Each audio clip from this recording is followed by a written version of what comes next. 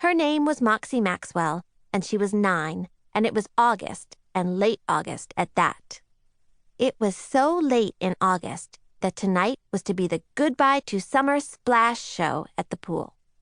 Moxy was one of 8 petals in the water ballet part.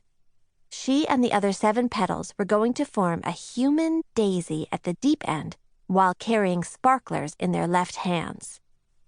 Next year, Moxy planned to do a rose solo. Moxy Maxwell was just that sort of girl, the sort of girl who, even at 9, had big plans. In fact, last April, when Miss Cordial asked the class to write a list of possible career paths, Moxy had needed a 3rd piece of paper.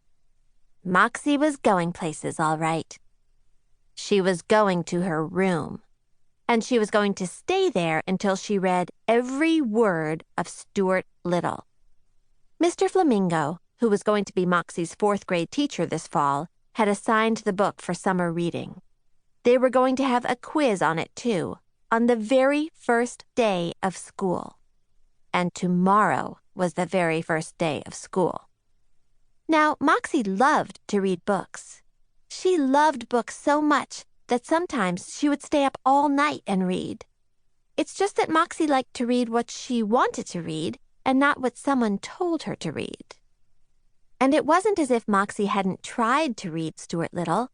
She had not been exaggerating, very much at all, when she had explained to her mother earlier today that the reason she hadn't finished reading Stuart Little had nothing to do with the fact that she had spent too little time with the book.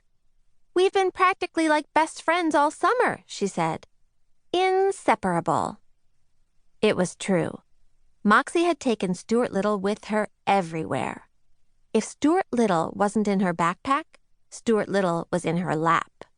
When Moxy was in the car on her way to rehearse her daisy routine, Stuart Little was beside her, or somewhere behind her, or nestled under the windshield swelling up with sun.